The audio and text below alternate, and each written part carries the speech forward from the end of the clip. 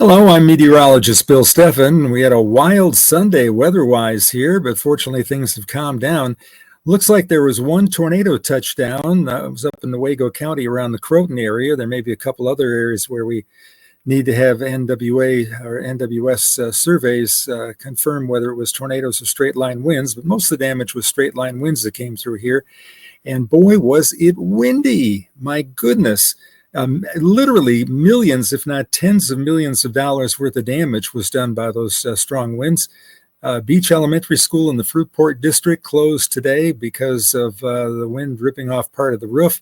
There were several other areas where roofs were partially taken off by the strong winds. And listen to some of the gusts that we had. Our first slide shows we had a gust of 96 miles an hour at Jackson, Michigan, and at Grand Rapids, actually it was 80.55 miles an hour, and that could come close to qualifying or tying the fastest wind ever measured officially in Grand Rapids by the National Weather Service. The record is 80 miles an hour during the Armistice Day storm of November 11, 1940. But 81 miles an hour, a pretty healthy wind. There were a couple of bins from the FedEx terminal there that blew against the north fence. The control tower was evacuated at Grand Rapids, and there were several planes that were held on the tarmac until they could take off after the storm. But pretty wild day here. Look at some of the other wind gusts that we had here. 78 miles an hour at Benton Harbor. On the beach in Michigan City, Indiana, they also made 78 miles an hour. We had 72 miles an hour at Jamestown and Nashville. Lawton, 68, that's in Van Buren County. Holland had a wind gust of 66, that was at the regional airport. 64 miles an hour at Battle Creek. We had a 61 mile an hour gust at Cedar Springs and 58 at the Kalamazoo airport. Those are really strong wind gusts here, and we have another chance for severe weather here during the day on Wednesday, so we'll talk about that here in just a second. But let's take a look at where the severe weather will be today. Not in Michigan, fortunately. It will all be shifting to the East Coast. The orange area is a level 3 enhanced outlook, and that runs from the Florida Panhandle and the Gulf all the way up into Virginia to about Washington, D.C. The yellow slight risk, that's level 2, goes all the way up into New York State, covers much of the east. So there'll be more severe weather out there. And then as we shift to Tuesday, things shift back into the plain states, and you can see the slight risk area, that's level 2, is from Texas up to Nebraska and then east to Illinois. Now watch what happens during the day on Wednesday. Wednesday we may start out with temperatures around 32, and I think on Wednesday we'll be seeing that enhanced outlook come all the way up into Michigan, perhaps even all the way up as far as Lansing. Everybody else is in the slight risk. We could see a day pretty similar to what we had yesterday, where we have clouds during the day, very cool in the morning, and then the warm front comes on through and we destabilize and have that chance of strong thunderstorms once again. So interesting week weather-wise here in West Michigan. We're going to take a minute to thank our sponsors, starting with Complete Care Concierge, LLC. So if you're like me, and you work non-traditional hours, so sometimes I'll be at work until like 1 or 2, or sometimes even 4 in the morning. And then I've got to wake up to do whatever's going on in the day. Like this morning, I got up to go to church and I'll have an appointment or something, and I'll be really tired. And one thing that can really help is if you have someone clean your house. So Complete Care Concierge has you covered. They are a fast, efficient, and affordable cleaning service. They can take cleaning off your plate, whether you work an 8 to 5 or an 8 to 6:30, or you work nights and weekends like me. They can do whatever you need. They even clean on the weekends. They can do your house. They can do your office. They can do a one-time clean. They can do something repetitive. They can do everything that you need. It's a great time for spring cleaning. So give them a call at 616-264-1397. They serve all of West Michigan. So wherever you're located, they've got your back. 616-264-1397. And now here's a word from our other sponsor. When your home needs help, you might not know where to start. Why not ask Ace? We're always here to help with Ace Handyman Services. Our talented craftsmen handle everything from drywall and carpentry to doors and kitchens. We're the neighbors you trust to get the job done right. Let's get started. Book your handyman appointment today. Ace Handyman Services, bringing helpful to your home. Ace is the place with the helpful heart. Hardware, folks. Here's a look at the 72-hour snowfall map. A couple things to point out. Number one, there's going to be a chance of at least a little tiny dusting of snow by the early morning, and that would be from Grand Rapids off to the north. Nothing real significant here, but you can see the snow continues out west. More heavy snow for the Sierras and Cascade Mountains, for the mountains around Yellowstone, the Bitterroots in Idaho, and into Colorado. And look at the snow in the plains once again. This is going to be yet another snowstorm here for the Upper Peninsula of Michigan. If we zoom in a little bit, we'll be able to show you that. The areas that have yellow there indicate 6 inches or more of snow, and the orange indicates 8 inches or more of snow. Nice swath from the eastern Dakotas across Minnesota. And you can see that area just to the west of Marquette picking up yet another about 6 inches of snow. And they've had a tremendous ice storm there. That's really been a problem for them here over this coming weekend. I checked the Consumers Power and statewide outages, and as I tape this, we're at 367,000 customers without power here in Michigan. About half of them due to the ice up to the north in the UP, and about half of them due to the severe storms down in the southern half of lower Michigan. Boy, I tell you, it's going to take a while to get those back on. I think consumers alone had nearly 1,400 separate outages. So be patient with them. They'll get to you here, and we'll get everybody back online soon. So once again, there's a look at some of the ice, the way it accumulated at the National Weather Service office in Gaylord. And it was interesting, when our temperatures here were in the 60s, they were getting icing up there not too far to the north of us. At the same time, I think it was 63 in Grand Rapids. Temperatures were only in the upper 30s up around the Mount Pleasant area, and low 30s by the time you got up here to around the Gaylord area. So fortunately, we won't see anything quite that severe here. By the way, that band of freezing rain went from Wisconsin across the UP, 500,000 about without power from Ontario east into New England. So this was really a strong storm on both the cold side and the warm side of it. Well, here's the way things look here as we move on today. Breezy and cool weather is expected. Average high temperatures are low 50s. Will probably only be around 40 here much of the afternoon. And with a wind, it'll feel even chillier than that. I expect wind chills to be in the upper 20s most of the day. We could see a little bit of sunshine late in the day today, but the morning should be cloudy. Some sunshine is expected here during the day on Tuesday, though it will still be cool. Showers and storms on Wednesday. Wednesday may wake up and there could conceivably be ice on the bird bath, and we may be seeing strong thunderstorms during the afternoon. And then partly sunny and dry weather here Thursday and on Friday. Taking a look at what we expect here for the day today, 42 degrees the high, and again, it won't feel that warm. It'll be on the breezy side. Winds will be northwest at 10 to 20 miles an hour. Low temperatures, low to mid 30s. Humidity falls to about 65%.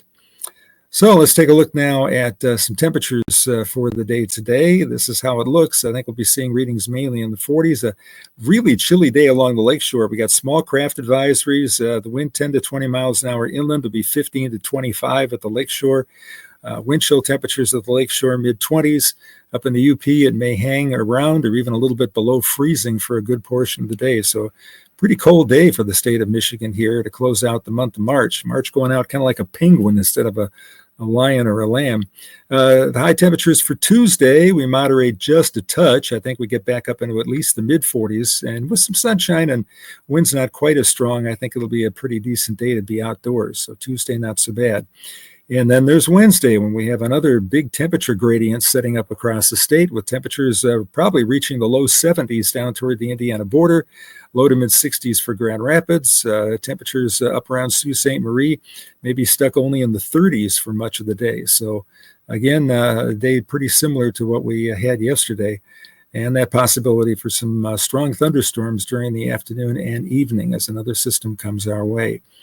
The latest 5-day forecast for you looks like this. Breezy today. If we get any sun, it won't be until like mid to late afternoon. It'll be partly to mostly sunny here on Tuesday. Good chance for showers and storms on Wednesday. One of our models gives us a 100% chance of rain on Wednesday. Thursday, probably starting out cloudy and then becoming partly cloudy in the afternoon. Friday looks nice. Friday is the Whitecaps opener, and I think we should be seeing a pretty good day for that. Temperatures will be in the mid-50s. I think the game starts at 6:35, and right about then, temperature will be probably around 50. So a little cool side. Bring a jacket along and cheer our Whitecaps on here this year. Latest long-range outlook looks like this. There's that blue color dominating once again. So we're back to the pattern of warm in the west and cool in the east. But again, I want to remind you that the average high temperatures are mid-50s. So if it's on the chilly side, it could be upper 40s to low 50s. And that's still pretty decent weather. So I think the precipitation will be pretty much below average here. And as we turn to the precipitation page, you'll be able to see a large section of the country should be seeing really rather calm weather here, and not the stormy weather that we have right now. So once again, the next day for big storms looks like it's going to be on Wednesday. Michelle, what you got for us today?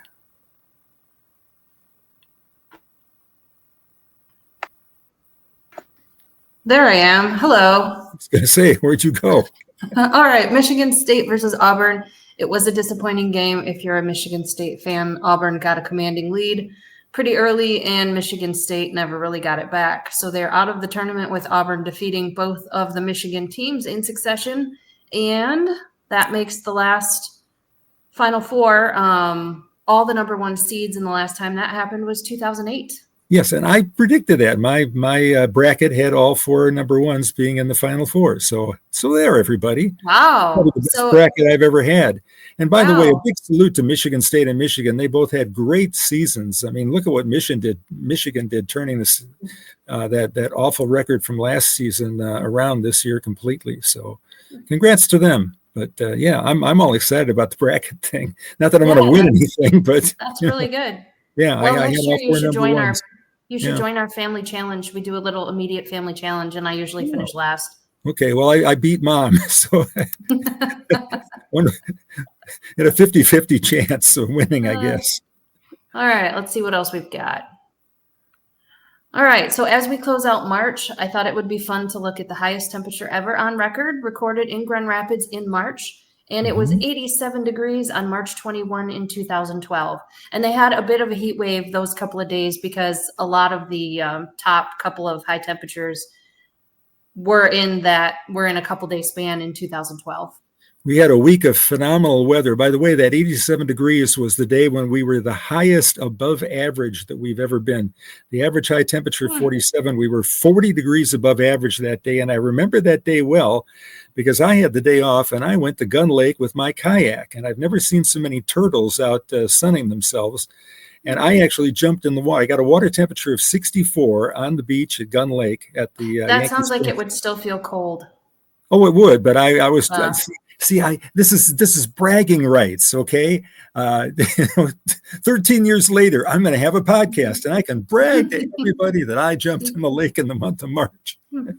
All right. That was an incredible year. We had a big, unusual heat wave in March, which, of course, brought all the blossoms out, and then they froze out, so we didn't really have a fruit crop that year. We had a huge heat wave in the summer when our temperature got as high as 104 degrees in Grand Rapids. So, and we had the Dexter tornado in March of 2012. That was, and when that happens, a bunch of meteorologists run out to see if they can bake cookies in their like car windshields. Yes, and fry eggs on the sidewalk and stuff. Kind of thing. Yeah. All right. Now, what about the lowest day? Lowest temperature on record, -13. 1943. And I tell you what, I think that particular day, that was March. That was second week of March, I think, is the day when we had the greatest difference in temperature from the record high to the record low. I think the record high for the date is something like 78 and the record low is -13. And so we had a 91 degree difference between the highest temperature recorded on that date and the lowest. So Michigan, by the way, I mean, you can't beat the weather in Michigan. It can certainly change. Yeah, that's true. All right, here's your quiz question because we've been having so much fun with trivia lately. On March 31, 1889, this monument was inaugurated. There are 1,665 steps from the bottom to the top. but visitors can only climb the first 674. Its nickname is La Dame de Fer. I would guess that would be the Statue of Liberty. Does that sound Try right? again. Close. You're very close. Close, huh? Mhm. Well, an ocean apart, but in terms of like people An ocean involved. apart. Yes. Oh, okay. The Eiffel Tower. There you go. Okay.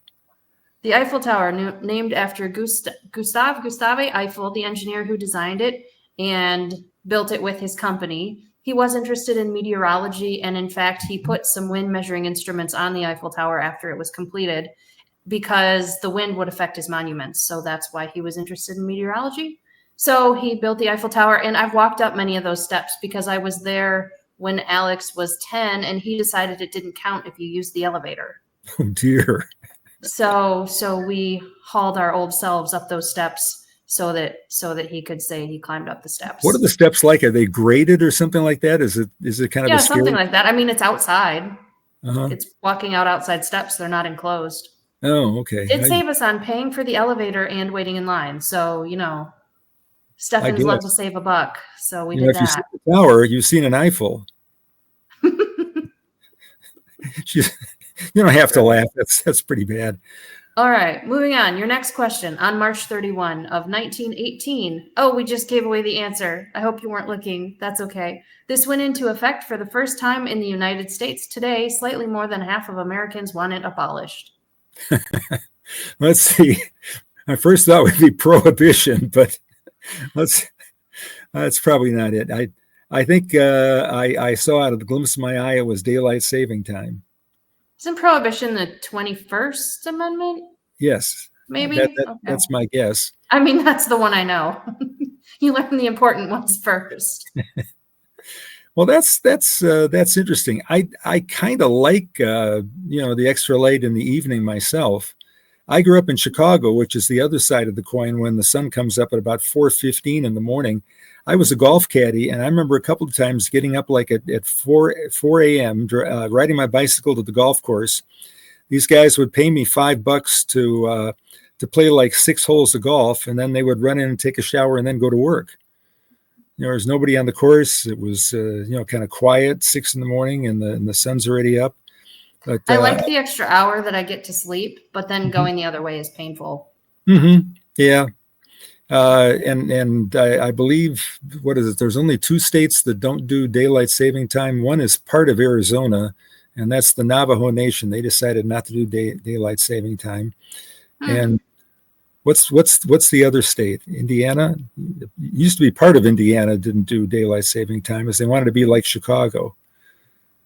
All right, let's move on. I've got another question for you. Okay. All right, March 31, 1936 is his birthday. He said, I prefer a thief to a congressman. A thief will take your money and be on his way, but a congressman will and bore you with the reasons why he took it, end quote. He died in 2020. In 2020. And I'm sorry about all the typos in there. That was me. That sounds like something Mark Twain would say. Who? Yeah, Mark. It sounds like something Mark Twain would say, and it would start that. It sounds like something George Carlin would say. I'll give you a hint. I heard him speak live twice, like in my life. Wow. Yeah, this person. Can He's you hilarious. give me the He's like a location? comedian you would pay to go see. Can you give me the location of where you saw him? Were you in Dallas or? I was in Michigan, in a program that you paid for. It was something you paid money for me to go and do. That narrows it down to about 30 of them. Okay. Okay, Washington, D.C. I heard him twice at Georgetown University, both times. Let's see. Who would that be? Seth, the guy from Babylon Bee, isn't that old. Somebody that just passed away. Oh, it's somebody that ran. Was it PJ? What's his last name? All right, I'll give you a hint, which is going to give it away. He's an economist. Walter Williams. Yay! There you go. Very good. Okay. Yeah, he came up to say. So you got to hear him speak. Twice, yeah. Both of the summers that I was at Georgetown, he came and spoke, and he was so entertaining. And a lot of the economics classes I took were like they're academic classes, but they're like comedians you would pay to go and see. Well, Walter Williams was, he worked well into his 80s, and he was a PhD economist, and he was also very funny. Yeah, when I researched this, I read that he died one day in his car after a class. Just kind of morbid. Well, he would have been, what'd you say, what year? 84. 84? Okay. And his wife preceded him in death, so. He said he liked to give her chores to do to keep her humble. Yeah. Yeah. All right, let's move on. Let's see what else we've got. All right, March 31, National Tater Day. So be sure I like to get taters. yourself some taters. And your state, Wisconsin, is the third largest producer of taters in the United States. And then McDonald's is the largest producer, which of all the fast foods, I would have to say McDonald's fries are my favorite. So, Dad, what is yours? Me What's your too, favorite? absolutely, and always have been since I was a kid. I remember going to the first McDonald's, the first real McDonald's like McDonald's is, which was in Des Plaines, Illinois. It was founded by Ray Kroc, and he sold multi-mixers, which was like making milkshakes, and he would do cold calling and go to all these. He was out in California, and there were two McDonald's brothers, and they had this little hut on the beach where people drove up and they got handed their food right out the window of this place. And he thought that was such a really cool idea, and he tried to convince the McDonald's brothers to franchise this and take it all over the world. And they didn't want to do that. They were just having fun in California. So Ray paid him some money and took off with McDonald's, and off he went. So next to WZZM, there's the Burger King and the McDonald's. Yep. And one summer I had to pick where I was going to work the summer after senior year of high school, and I picked Burger King because it was closer, and they're right next to each other. I've always liked the Whoppers from Burger King, which, by the way, started, I think, in Miami, Florida, if I'm not mistaken. We had to do a whole thing on fast food and how it started, because all of that stuff is really kind of needed. I didn't know this until a few months ago, but Big B, we have Big B coffee here in town. Big B stands for the big letter B. So it had a big letter B in the logo, and it became Big B. And that's pretty similar to Arby's, which stands for the initials RB for the Rotman brothers. So interesting little trivia for you. But yeah, I love potatoes. I really do. It's one of my favorite foods. And we salute Idaho. They've done their commercials with that giant potato on the truck that they drag around. Wisconsin does grow a lot of really good potatoes. But we have some in Michigan too. The headquarters of the potato fields in Michigan, I believe, is around Edmore. And I remember doing a school speech up there and buying a 50-pound sack of potatoes for I think it was $4 back in the mid 1970s. Did you eat them all before they went bad? No, I took them into the station and just opened up the bag and said, "Have a free potato on me." So that was kind of neat. Wow. Okay, so March 31, clam on the half shell day. I love oysters on the half shell. But anyways, the reason I put this slide on is because the world needs to hear the story about you having dinner with the meteorologist from San Francisco when you were at the meteorologist conference. This is quite possibly my favorite story about him being famous. So go ahead. Okay, this was really amazing. Okay, so I'm at this conference of broadcast meteorologists. There are probably a couple of hundred of us there in Charleston, and it gets toward the evening, and people are breaking up and for dinner and whatnot. And so I was not interested in going to the bar and getting wazooed or anything like that. So there was another guy from San Francisco who was there from one of the stations. And he suggested, since he had rented a car, that the two of us just drive along the coast and find some place to have a really neat dinner, a seafood dinner. I was on a per diem from the station for the entire conference. You're allotted so much money for meals. And I was probably the best of anybody at finagling free meals from AccuWeather and the Weather Channel. And that Weather Channel wasn't on at the time. But that's true. He's got skills. Go on. So anyhow, we ask around. Oh, there's this little tiny restaurant about 30 miles up the coast, really tiny thing, but boy, they got the best, seafood. Yeah. So we drive up there. We're having a great time. We're talking, comparing notes about what we do on the air and everything. We get to this restaurant and we sit down, And there's like 3 tables. There's like 2 tables of 4, and there's a couple tables of 2. It's really, really small. And everything is occupied, but we got in right away, and we got this gigantic, wonderful fish supper, and we're just having a great time. And so we're waiting for the check to come, and the waitress comes in and says, well, your check's been paid for. And I'm like, what? Yeah. And she said, somebody recognized one of the 2 of you guys and decided to pay your, and this was a substantial bill. I mean, it was like, 80, this is what this would have been in the early 80s, maybe, because Mom didn't come along because you kids were little. And so we're trying to figure out, was it somebody that knew him from San Francisco? Because I mean, that's a bigger city. Or is it somebody that knew me? Because, people from Grand Rapids are, congregate down along the coastline during the year and whatnot. So we never figured that out, but we got a huge free meal and got to keep the per diem. So, and to this day, they don't know. So the I best have way to no mess idea with the who that mind was. of a famous person is to say one of you is famous, and we'll never know who. Mm-hmm. I've actually been to that restaurant, completely unrelated. We stopped there by accident. It was wonderful. Yeah, it's just everybody knows about it. This is in north of Charleston, South Carolina. And you said that you go to the bar to get wazooed. So everyone, that is what Bill Steffen thinks you do at a bar. He thinks you get wazooed. People think we just hang out in bars all the time. And I mean, I'm in a city. I want to go for a hike, and I want to see the city, and I want to see a museum or something like that. I don't want to just sit there in back then it was a smoky bar. Everybody was smoking back then, so I'm like, I want to do that. I want to go see the town. I wound up out on a pier later that night with full moon. I watched the full moon come up over the bay there, and there were dolphins splashing around and whatnot. It was really a neat evening. I really regretted I didn't have Mom there with me. We could have had a fun little date. But yeah, I would split conferences with Craig James. He was very nice to let me do that because he was chief meteorologist at the time, and I would go every other year, and he would go every other year. And one year the station let both of us go. We must have had a good year, and we both wound up going to Virginia. So speaking of going places, you're going on a trip this summer to the Canadian Rockies, July 19 to 28.